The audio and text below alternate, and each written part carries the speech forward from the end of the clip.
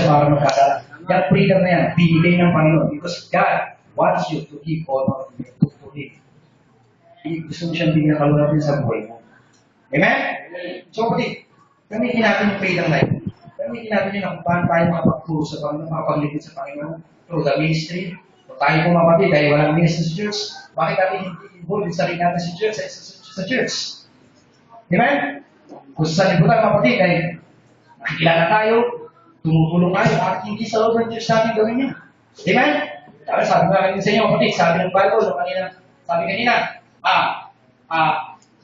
yung pinag-aralan natin sa ating devotion, absence from the body, presence from the Lord. Sabi ng mga taga-Korinto, naniniwala kami na kahit ito yung buhay namin, na kahit ito may kalagayan namin, hindi kami malungkot, kami lumalakad kami pananampalataya sa pagkaniniwala kami. Kapag kami dinawin ng buhay, sa langit pupunta ang kaluluwa namin. Kaya nga, habang nandito kami sa lupa, lumalakad kami ng pananampalataya, na kahit kami mag-suffer, na kahit kami mag-suffer ang oras namin, mag-suffer ang pera namin, in everything our life, masaya kami. Bakit? Isang araw, pagka wala katawag ito, sa langit naman kami pupunta. Kaya nga, the Church of Corinthians, the Church of Macedonia, despite of deep poverty, they willing to give to Apostle Paul. Despite of deep poverty, kahit sa kahirapan din yun, sabi ng Bible, deep poverty, walang-wala na. Baka mahirap ito sa mga taga. Pero dahil kapatid, nakuha pa na magbigay, sabi na kayo sa Pablo, sa inyo. Pablo, lapit namin sa inyo. Pablo, para sa gawain niya, sabi ni Pablo, Pablo, mamaawag eh, sandali. Sabi ni Pablo, sandali. Para sa inyo na yan, wala na nga kayo. No. Pablo, we are walked by faith, not by ourselves. We believe that God will provide. At sabi ng Bible, umalis ba kami sa katawag ng ito? Dahil sa gawain ng Diyos, it is okay. Bakit? We want to glorify God in our life. One thing, if we die, we go to heaven.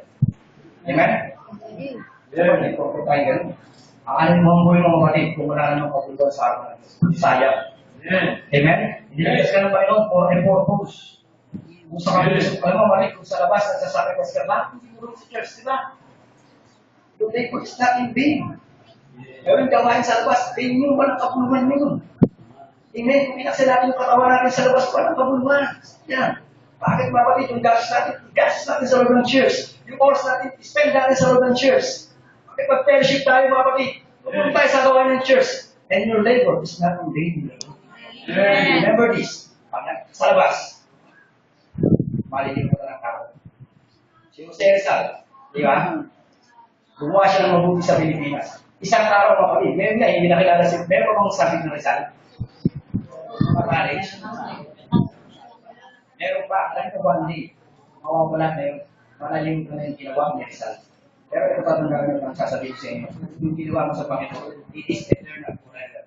Hindi malimutan na kami. Amen? Kung sa lupa, gumawa ka para sa Panginoon, God reward you. Si Rizal, gumawa ng mabuti sa lupa, may reward pa si Rizal. Hindi si Rizal. Yung sa luneta. Amen? Pero kapatid, pag gumawa ka ng sa Panginoon ng bagay, naluluwa natin ang Panginoon. Kung maniniwala kapatid, God will bless you. And remember this, especially, God will not bless our life, hindi lang sa magaling na bagay. Masaya ang pamilya, buo, nag-teachers, lahat ng buong pamilya, naglilingkod sa Panginoon, nagpupuli sa Panginoon, nagpupuli sila sa gawain ng Panginoon. Nakakatuwa ko, amen? Natin, isa bang mahal tayo sa buhay, wala sa akin. May tinatawag na blacklist. Matay ka sa bulo, simula kung nangyari yun, kapatid. May mga anak po kayo, namatay ka sa bulo, alis mo, blacklist, si Panginoon. Natutupag-isyo. Nakakalungkot, amen? Pero nakasarap po mapatid sa buong pamilya, may takot sa Diyos, naglilingkod sa Panginoon, natutuloy. Amen? Sa mga pamilyang masabi mo, to God be the glory. So mapatid, marami na tayong narinig. No? Kailangan po silang sayang ang buhay ko. Kung ako'y bata pa noon, ginagamit ko lang sa Panginoon. Sayang ang buhay ko. Kung lakas ko lang noon, nakilala ko si Jesus. Ginamit ko ang buhay ko. Tayo malalakas pa ngayon, mapatid, may pagkahapon na po tayo sa Panginoon. Change your life. Amen? Magulit po natin ang buhay natin. Mga bagay na hindi mo magtagumpayan, simple lang yan, mapatid. Meron po fellowship dito mga tatay, fellowship mga nanay, bago tayo mag-create ng project. At yung project na, instead na magagas tayo sa ibang mga bagay na yan, ibuhos natin sa proyekto natin, and I believe, God will glorify. Amen? Di ba kapatid? Makakalungkot yung tao pagka binigyan mo ng kasiyahan, malilimutan ka nun, especially unbelievers. Tanayo. Alam mo kapatid, naranasan mo na yan, mabawalan ka ako kapag meron kayo. Kaibigan, bakit mapatid ako yung napaawa yun? Nabugbog ako dahil sa pagtulog ko sa kaibigan. Basag na yung mukha ko, nakita di ba may kakit sa mukha ko, tinulungan ko siya, minahat ko siya, para kapatid ko. Pero nung dumating sa punto na kami, nandun na sa kulungan, punto na, nagkakabyado na kami ng kapatid. Sa punto na kapatid na, dapat pinagtanggol ko siya, dapat ako pagtanggol niya, dahil ako nasaktan. Nung ako'y meron mga kapatid, masaya sila. Pero ako, masaya, sige, masaya tayo. Walang tulungan sa mundo. Pero dumating sa punto mga kapatid, sa araw ng pagigilitan, naroon pa rin ako pinakaibigan. Kaya nga nabasag ang mukha ko dahil sa pagkakas. Pero dumating mapatid sa punto ko na, testimony ko punto ko na, kailangan ko na sila. Kasi makakalimanda ka, kaya lang mga tumulong lang ako. Dapat baka pa niyo ako. Kasama ko sa lahat ng bagay. Kapatid dito, kasi yung mukha ko, sukat na ako. Kailangan ko na ganito, wala akong pamulong. Iwanan lang ako. Then I realized, there is only one good friend, Jesus Christ. Amen. Ang dami mo kapatid, sabihin sa'yo, mapamula ka tao pag meron ka. Kung hindi yan mananampalataya. Pero pag mananampalataya, hanggang sa dulo magkasama kayo. Bakit? Kristiyano kayo, naging salita ni Kristo. Amen. Pero pag hindi Kristiyano yan, ako sinasabi ko sa'yo.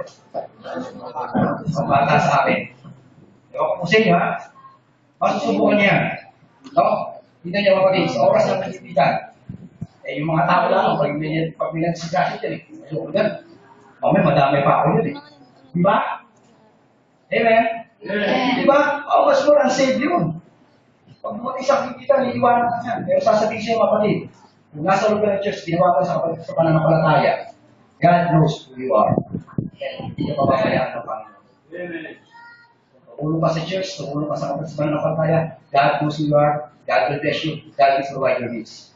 Pero kung yung bagay niya, tinulong mo sa mga bagay na walang kasal, walang kabuluhan, walang kaugnayan sa gawain ng Diyos. How can God glorify? Paano ang Diyos makukuha? At kapag hindi natuwa ang Diyos, how can God bless you?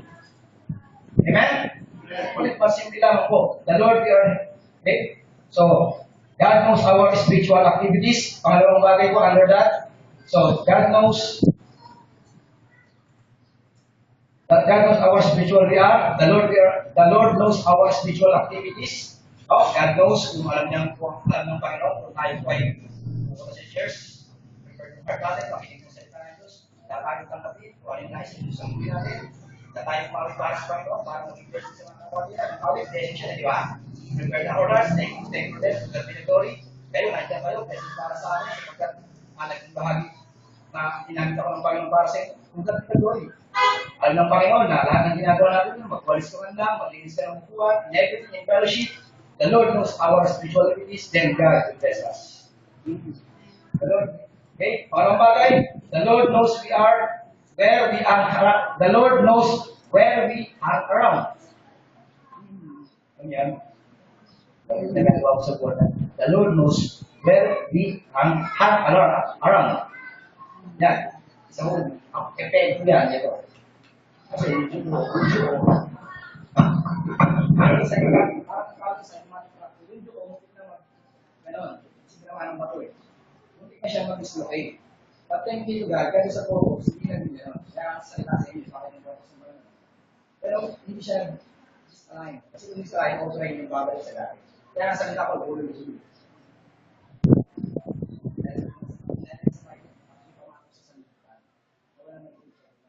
Di ba alam mo naman kung anong talalay ko?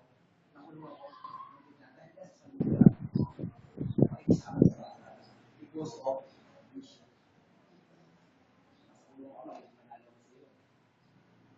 Wala na bakit? Hindi ka mabago sa kaibigan mo. Amen? But there is only one and true friend, the Lord Jesus Christ. He knows who you are. Amen? Kung kaibigan tayo mga kanita, nung tinaspas-pas Right. Tayo. Tayo kapatid. Kasi nakakaunawa ng salita ng Diyos yun. May conviction yan Kakausapin ng pala ng Espiritu Pero kung saved people, kung papapalahin natin. Di ba na Espiritu ba yun? Espiritu ng Diablo, meron yun. Susunod ng Diablo, makalit na niya para mapasama ka. Amen? Ito ng Diablo Sirain yung buhay ng tao, sirain yung buhay ng mga nakakatawa. O, hindi na tayo kaya dali sa impyerno.